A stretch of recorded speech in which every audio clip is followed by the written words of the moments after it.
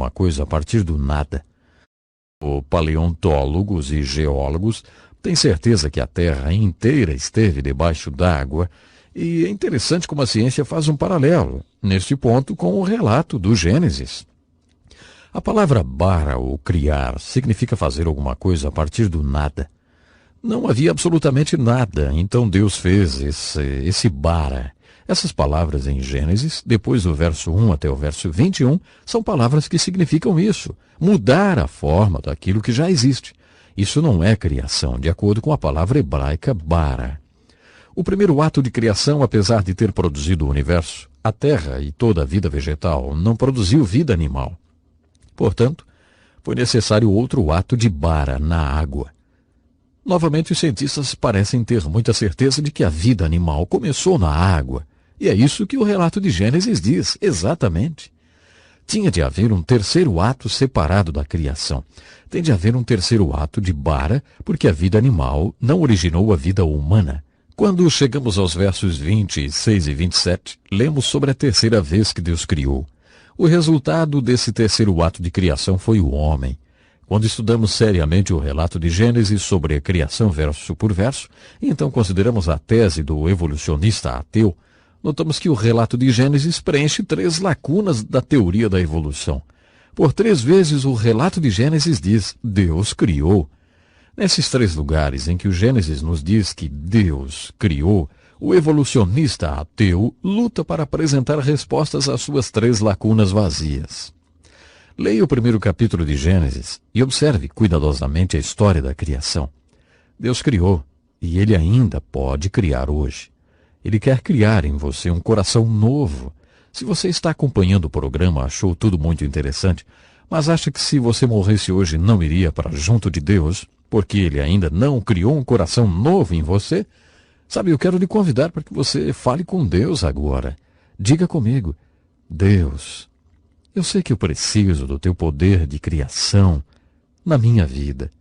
Deus, Criador do céu e da terra, eu quero te conhecer. Eu quero que seja criado em mim um novo coração. Me ajude, Deus, me ajude a seguir o teu caminho.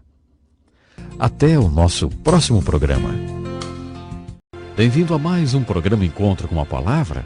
É um privilégio estudarmos juntos a Palavra de Deus. Obrigado por você ter escolhido fazer parte dessa jornada espiritual junto conosco. No programa de hoje, gostaria de considerar o que o livro de Gênesis tem a dizer sobre o nascimento ou o começo da criação do homem. Lembre-se, o propósito do livro de Gênesis é nos dizer como as coisas eram, para podermos entender como as coisas são. Quando abordamos o assunto da criação da humanidade, estamos falando de nós mesmos. O que o livro de Gênesis tem a dizer sobre o homem? Quando estudamos a criação do homem, o que aprendemos sobre a intenção e o propósito de Deus para o homem? Encontraremos respostas para essas perguntas porque acredito que é por isso que Deus nos fala da criação do homem no livro de Gênesis. Em Gênesis temos a seguinte descrição da criação do homem. E disse Deus, façamos o homem à nossa imagem, conforme a nossa semelhança, e domine sobre os peixes do mar e sobre as aves dos céus. Então Deus criou o homem à sua imagem e semelhança, a imagem de Deus o homem foi criado. Macho e fêmea, ele os criou. E Deus os abençoou e disse para eles, sede fecundos, multiplicai-vos e povoai a terra. No segundo capítulo de Gênesis temos mais algumas palavras sobre a criação do homem. No verso 18 de Gênesis capítulo 2 está escrito, não é bom que o homem esteja só. Far-lhe-ei uma ajudadora idônea para ele. Então o Senhor Deus fez cair um sono pesado sobre Adão e este adormeceu. E tomou uma das suas costelas e cerrou a carne em seu lugar. E a da costela que o Senhor Deus tomou do homem formou uma mulher e trouxe-a a Adão. Portanto deixará o homem o seu pai e a sua mãe, e apegar-se-á à sua mulher, e serão ambos uma carne. Essa descrição do nascimento do homem, ou o começo do homem, nos fala da criação do homem como ele era, para que possamos entender o homem como ele é. Fala de nós como nós éramos, para que possamos nos entender como nós somos. Quando lemos a descrição da criação do homem, a primeira coisa que impressiona é o fato de que o homem foi criado à imagem de Deus. O que isso significa? Deus é um espírito. Deus não tem um corpo, então isso provavelmente não se refere ao corpo humano. Então, a que isso se refere? Quando diz ali que Deus criou o homem à sua imagem e semelhança, quer dizer que Deus deu ao homem a capacidade de ser espiritual. Mas não é essa aparência física que foi feita a imagem de Deus, e sim a capacidade de sermos espirituais. É isso que faz de nós a imagem e a semelhança de Deus. Podemos citar em Gênesis capítulo 2, quando o Senhor Deus molda um pouco de terra e depois sopra para dentro dela, lhe dando a vida. Sabe, o homem se torna uma alma viva, um espírito vivo aí. Foi exatamente aí que Deus criou o homem à sua imagem e semelhança, porque Deus é espiritual.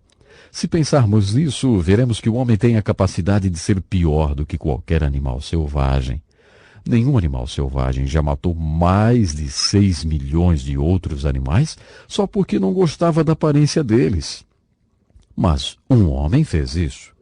Se verificarmos a história do que o homem tem feito com o próprio homem, chegaremos à conclusão de que o homem tem a capacidade de ser pior do que qualquer animal.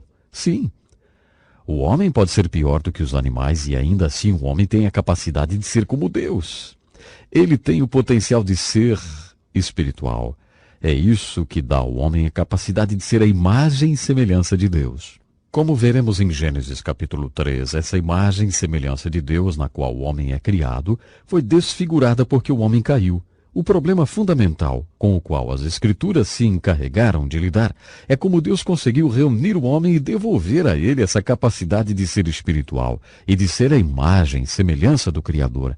Então, essa é a primeira observação que fazemos quando consideramos o homem como ele era e como ele é. O homem foi criado para ser espiritual. Agora, se um homem não é espiritual, se ele é nascido da carne e não nasceu do espírito, ele não é a imagem e semelhança de Deus, porque Deus está vivo. Jesus se referia às pessoas como se elas estivessem mortas. Um dia um homem veio até ele e disse: "Olha, eu vou te seguir, mas primeiro eu tenho que enterrar o meu pai. Tenho uma obrigação com meu pai, e quando essa obrigação terminar, então eu te seguirei." Aqui temos uma das mais duras palavras de Jesus. Ele disse: "Seu pai já está morto. Deixe que essas outras pessoas mortas o enterrem, e venha comigo agora." Palavras duras, não? O que Jesus quis dizer com "seu pai já está morto e deixe que os mortos enterrem o morto"? Ele quis dizer que o fato de você estar fisicamente vivo não significa que tenha vida, não a vida que Deus planejou para o homem. De acordo com as Escrituras, quando nascemos fisicamente, não somos a imagem e semelhança de Deus. Recuperamos essa imagem e semelhança quando nascemos de novo. É por isso que temos que nascer de novo. É por isso que precisamos desse ato da criação em nossos corações. Outra observação que podemos fazer sobre a criação do homem é ele os criando macho e fêmea. Por que Deus criou o homem e a mulher? Esse foi o primeiro exemplo de cirurgia com anestesia. Deus foi o primeiro anestesista. Ele fez com que Adão caísse num sono profundo, então retirou uma de suas costelas, que foi usada para criar a mulher. Eu acredito que isso é um belo simbolismo. Os velhos estudiosos certamente vão dizer que Deus não tirou a mulher da cabeça do homem, o que poderia simbolizar que a mulher iria mandar no homem, ou que Deus não tirou a mulher dos pés do homem, simbolizando que ela devesse servir a ele. Deus tirou a mulher de um dos lados do homem. Afinal de contas, o que está mais próximo do coração do homem do que suas costelas? Deus queria que a mulher ficasse do lado do homem, perto do coração. Esse é um belo simbolismo. Por que Deus criou a mulher? Está escrito que quando Deus criou o homem estava incompleto. Mesmo sendo a imagem de Deus, Deus disse: "Não é bom para o homem estar incompleto. Vou criar uma ajudadora", que significa alguém que completaria. Então, Deus fez a mulher para completar o homem. Homem e mulher unidos em uma só carne são um ser completo. É isso que a gramática hebraica sugere. Deus criou o homem macho e fêmea. Por quê? Muita gente acha que no Jardim do Éden eles cometeram algum tipo de pecado sexual. Isso é ridículo. Deus os fez sexuais antes deles caírem em pecado e disse: "Isso é muito bom." Sobre as coisas que criou, Deus disse: "Bom." Mas quando ele criou a união sexual, ele disse, muito bom. Isso foi antes da queda do homem. Não foi o sexo que derrubou a família humana. Por que Deus os fez sexuais? Porque quando Deus uniu o homem e a mulher, ele instituiu uma lei da vida, que é uma das mais básicas leis da vida que nós temos. Ele trouxe à existência a instituição mais importante que temos na Terra hoje. Nós a chamamos de família, ou o lar. Era o plano de Deus quando ele os criou macho e fêmea, unir duas pessoas e torná-las parceiras, para que pudessem se tornar pais. E então, como pais, eles poderiam produzir pessoas que um dia também se tornariam parceiros e pais, e produziriam pessoas que se tornariam parceiros e pais. Essa é uma grande lei da vida, que deu início e que norteia e sustenta toda a família humana. Para que essa lei da vida funcione, Deus precisa ter dois pais adequados. Para ter dois pais adequados, esses pais devem ter uma parceria adequada. Para ter uma parceria adequada, é preciso ter duas pessoas adequadas. É assim que isso deve funcionar. Para que a lei da vida funcione, é preciso que haja pais adequados, parceiros adequados e pessoas adequadas. É mais ou menos assim, como se fosse um triângulo. A lei da vida que Deus trouxe a efeito quando criou o homem e a mulher diz que as pessoas devem se tornar parceiros, para que possam se tornar pais. Pense nisso como se fosse um triângulo. Um triângulo não existe sem a linha de baixo, ou sem um de seus lados. A paternidade depende da adequação da parceria. A parceria é apenas tão adequada ou efetiva quanto as pessoas que fazem parte dessa relação. Quando as Escrituras nos aconselham sobre como podemos ser pais e parceiros adequados e pessoas adequadas, as Escrituras sempre irão nos instruir a começar com as pessoas. Em 1 Pedro capítulo 3, por exemplo, Pedro aconselha uma mulher que tem um marido que não segue a palavra. Aquilo poderia significar que o marido dela não era crente, ou talvez ele fosse um crente, mas nem sempre obedecia a palavra. Pedro, na inspiração do Espírito Santo, diz para ela qual o tipo de pessoa que ela deveria ser. Pedro não disse nenhuma palavra sobre seu marido ou sobre tentar mudá-lo. Isso é muito realista. Um amigo meu que é psicólogo diz que muito de nossa ansiedade e frustração resulta disso. Nossas metas dependem muito do que as outras pessoas irão fazer. Por exemplo, queremos que nossos filhos façam uma certa coisa. Nossas metas para o futuro estão baseadas nisso e, de repente, descobrimos que não podemos controlar o que eles fazem. Ou ainda, você quer que seu marido faça certas coisas. Essa é a sua meta para esse ano. Entretanto, você descobre que não consegue controlar o seu marido. Eu tenho metas sobre o que eu quero para minha esposa, o que eu quero que ela faça, expectativas para a vida dela, e acabo desiludido e frustrado porque descobri que no decorrer do ano não pude mudar a minha esposa ou qualquer outra pessoa. Portanto, não é realista pensar que podemos resolver problemas ou fortalecer nossos relacionamentos tentando mudar as outras pessoas. Quando as pessoas procuram um pastor para aconselhamento matrimonial, geralmente a pessoa de quem eles querem falar a respeito é o parceiro. Houve um caso de um homem que disse, logo no início da sessão de aconselhamento, olha, se Moisés tivesse conhecido a minha esposa, teria um outro mandamento. E aí ele começou a me contar tudo sobre a sua esposa. A ideia de quem procura aconselhamento é, pastor, se o senhor puder consertar os defeitos da minha esposa ou marido, então eu vou ficar bem. Não terei nenhum problema. Isso não é muito realista e, na maioria das vezes, não resolve o problema. Mas a maioria das pessoas acha que o problema pode ser resolvido apenas consertando a outra pessoa. As Escrituras nos ensinam a começar pela base do triângulo, com as pessoas. E já que devemos começar com as pessoas, vamos começar com você. Você não irá responder pela outra pessoa. De acordo com o que as Escrituras ensinam sobre julgamento, não ficaremos diante de Deus como parceiros. Você não vai responder pelo seu parceiro de casamento quando ficar diante de Deus um dia. Você vai responder apenas por si próprio. Essa é a pessoa pela qual você é responsável. Essa é a pessoa pela qual você pode fazer algo. Essa é a pessoa com a qual você deve realmente se preocupar, se você quiser fortalecer a lei da vida planejada por Deus. Se preocupe com você primeiro. Bom, o nosso tempo já se foi.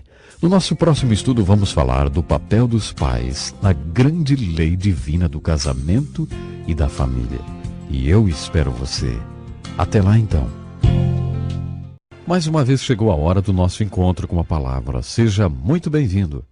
Pegue a sua Bíblia e abra no 2º capítulo de Gênesis, onde nós começamos a estudar o que a palavra de Deus tem a dizer sobre a grande lei do casamento e da família. No nosso último estudo, aprendemos que Deus planeja a união de duas pessoas, fazendo delas parceiros que poderão se tornar pais e produzir pessoas que se tornarão parceiros e pais. Esse plano de Deus dá origem à família humana. Quando concluímos nosso último estudo, falávamos sobre a função das pessoas e suas parcerias. Nesse estudo, falaremos sobre uma função muito importante, a função dos pais. Essa é uma função crítica. Uma das coisas que gostaríamos de abordar é a questão dos filhos terem que deixar o pai e a mãe. Essa é a lei da vida.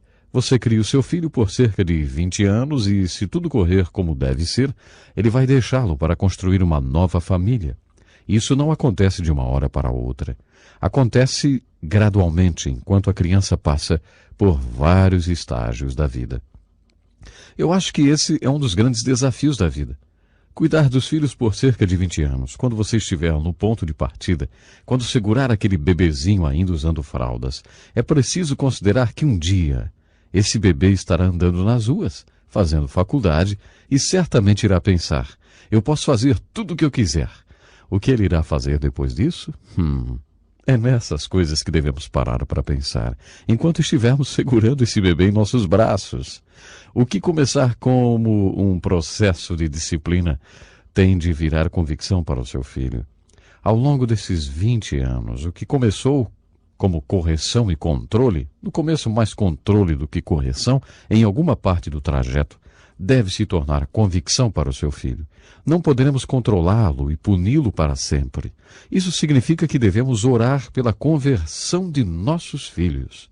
É a conversão que vai colocar os valores espirituais no coração de nossos filhos e fazer com que os valores espirituais sejam a convicção deles. Quando isso acontecer, quando seus filhos forem convertidos, assim como você é, e tiver os seus valores espirituais, então não haverá mais necessidade de controle. Não haverá necessidade de correção, vamos dizer. Nós já dissemos aqui que para sermos pais adequados dependemos muito da adequação de nossa parceria. Salomão fala, no Salmo 127, que as crianças são como flechas e os pais, ou parceiros, são como os arcos. O impulso e a direção de que as crianças precisam para caminhar na sua vida dependem dos arcos de onde são lançados. Isso é o que representa o lar para uma criança. Se você fosse o inimigo e, sabendo disso, quisesse acabar com essa regra da vida criada por Deus, o que você faria? Provavelmente você cortaria a corda do arco para que as flechas não tivessem o impulso e a direção para serem lançadas. Hoje, quando eu falo com os jovens, às vezes me lembro de um poema que diz: atira uma flecha para longe, ela cai na terra, só que não sei onde. É desse jeito que algumas crianças encaram a vida, sem impulso e sem direção, porque elas não foram lançadas por um bom arco. Para que os pais se tornem adequados, sua parceria tem de ser adequada. A parceria entre o homem e a mulher é uma parte muito importante da lei básica de Deus para a vida. Por isso Deus os criou homem e mulher. Se o homem está relacionado a Deus e se a mulher está relacionada ao mesmo Deus como duas pessoas, esse homem e essa mulher chegarão mais próximos de Deus e mais próximos de si mesmos. De acordo com as Escrituras, no relacionamento entre o homem e a mulher, eles se tornam a mesma carne. Estão unidos e se tornam uma só carne. Não é difícil encontrar textos sobre essa relação nas Escrituras, porque é algo muito importante.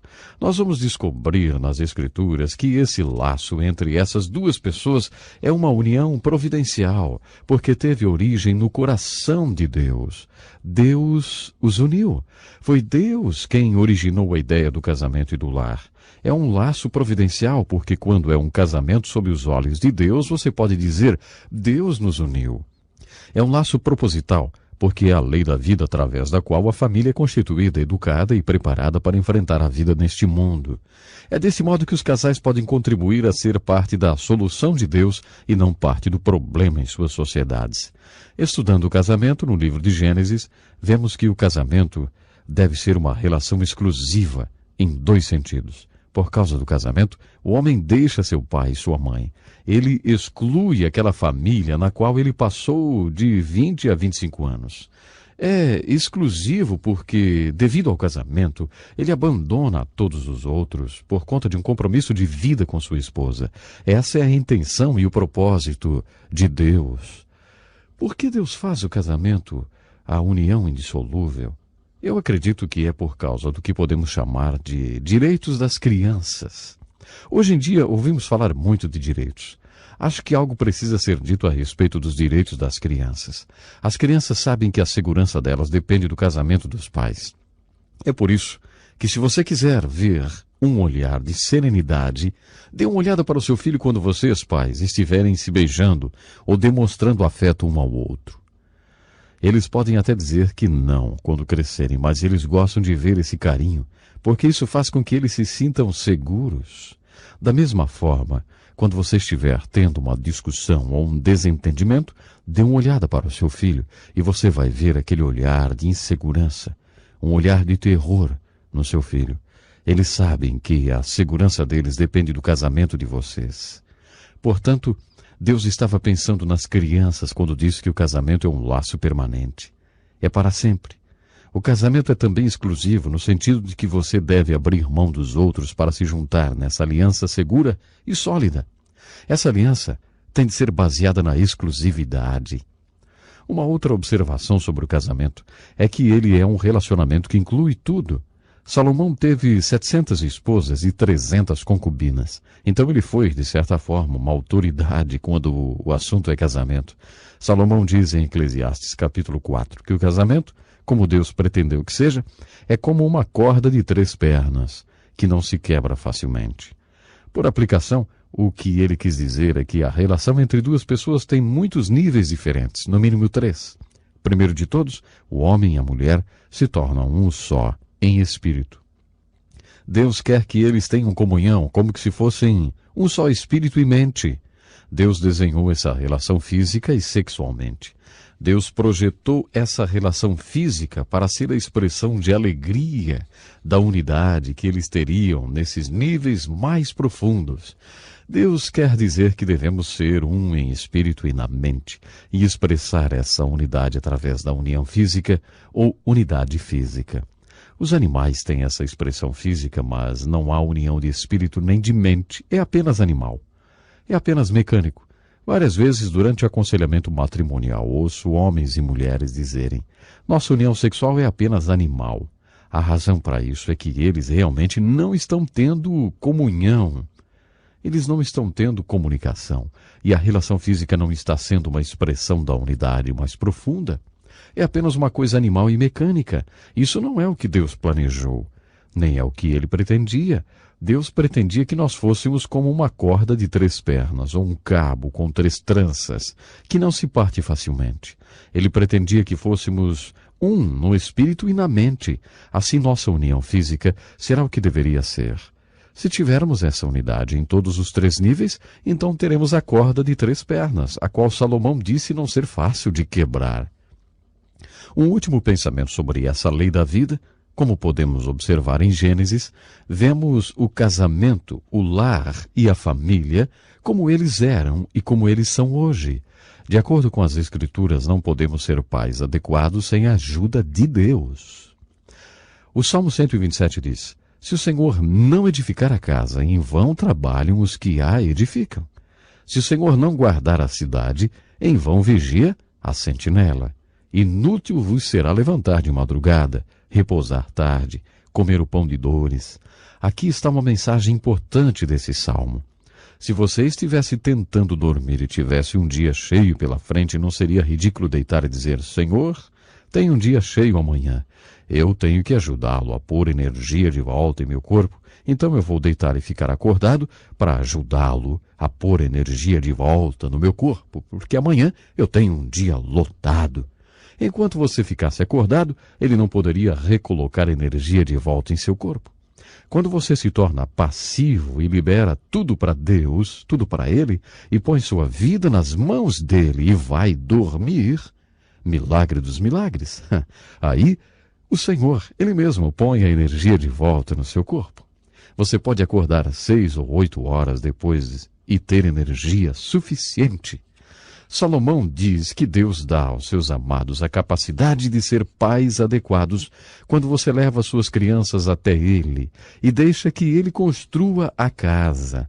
Resumindo, não podemos ser pais adequados sem a ajuda de Deus. Jesus disse sobre o casamento: ninguém pode receber isso a menos que Deus o ajude. Você não pode experimentar verdadeiramente o que Deus planejou para o seu casamento, a menos que você tenha a ajuda de Deus.